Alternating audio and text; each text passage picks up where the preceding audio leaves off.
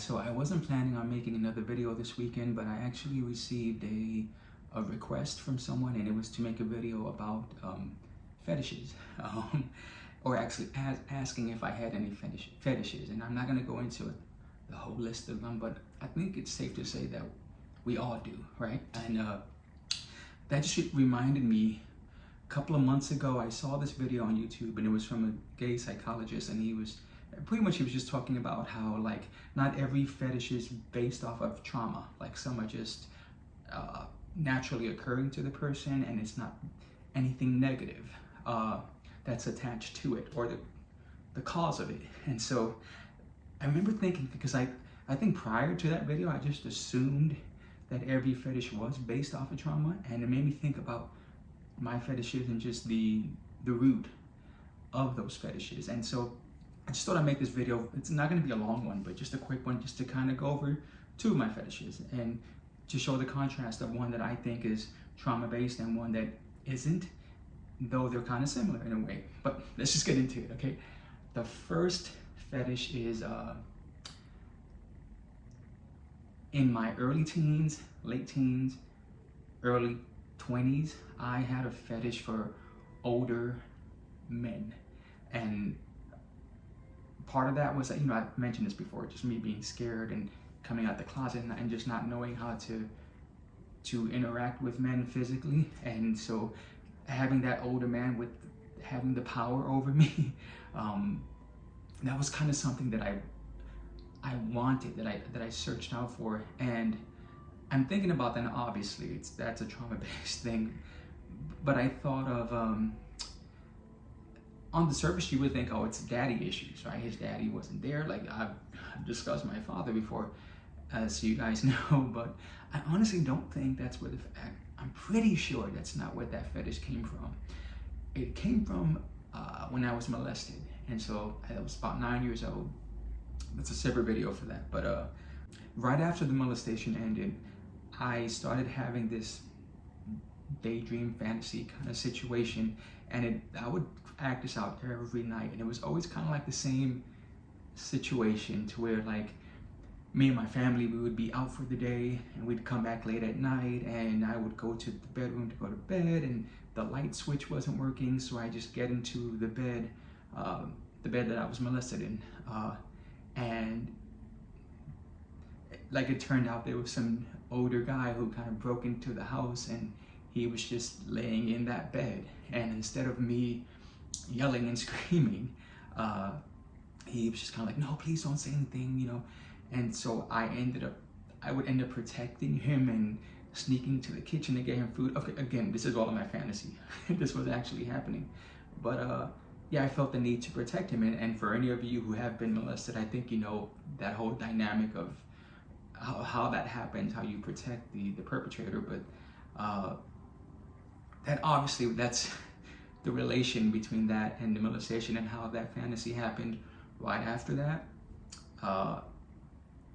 That it went from that fantasy to, once I started to, through the years, again, that fantasy stayed with me for quite some time, and we did a lot of the stuff that happened to me when I was molested. That also occurred in the fantasy. So when it got to the point where I was actually doing stuff, or old enough to do stuff, I looked for that same, because I also mentioned this, to where I didn't feel like I had power to say what I wanted sexually, because of the molestation and how that was taken away from me. So that's what I looked for. I was hoping that someone would, in a weird way, would take that power, because I didn't know how to do that. And yeah, so that was kind of like what I wanted, what I was looking for. That's not how I feel today.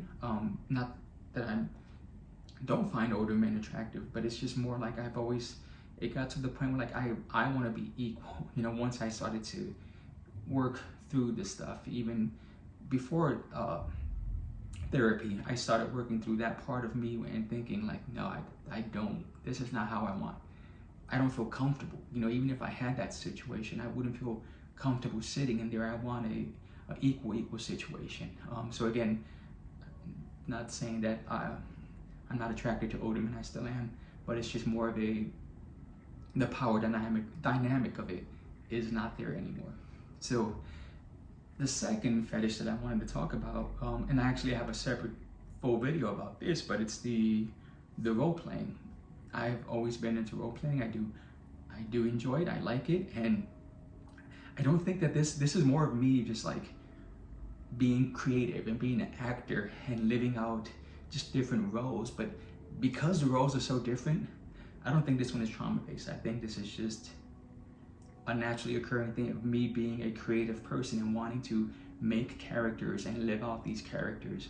The one weird similarity between it, maybe this is the case in all fetishes, I'm not sure, but there is a power dynamic in role playing that I do enjoy. I enjoy being dominant in the role playing, but I'm not against, a little mix of that. That's not out of the question. And again, it is a place for me to express myself, and even with the hangups that I've had. So one thing that I've also mentioned before is that there was this fear of me being just like a Latin lover to someone, and that's all they wanted from me. And so because of that, I was kind of like, that'd always be in the front of my, like, is this what this is about? But once I'm comfortable, and if I am role playing, that I don't have to worry about that. It can be what it is, and just because this is show and tell, just some proof of that. Yeah, I have these, like I can be somebody's Bobby, like I can do it. Doesn't bother me at all. In that space, it's not.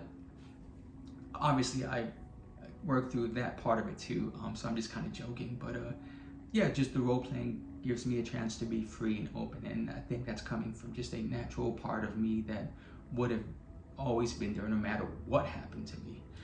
So yeah, so I think about these two fetishes, and there are more, but I don't want to bore you. And I think that I totally agree with that is possible, where you can have a fetish that is based on trauma, and also fetishes that are not. And so I wanted to share my stories with you, but also to hear your stories. So please like, subscribe, and more importantly, comment. I definitely want to hear your stories about fetishes, and not just what your fetish is, but like, what do you think about it, the where it stemmed from, and if it is something that's based out of trauma, do you want to get rid of that? Like I think for me, I did with the older man stuff, but there are some of the trauma fetishes that maybe I don't want to get rid of, and so I want to hear that from you. Merry Christmas. Bye.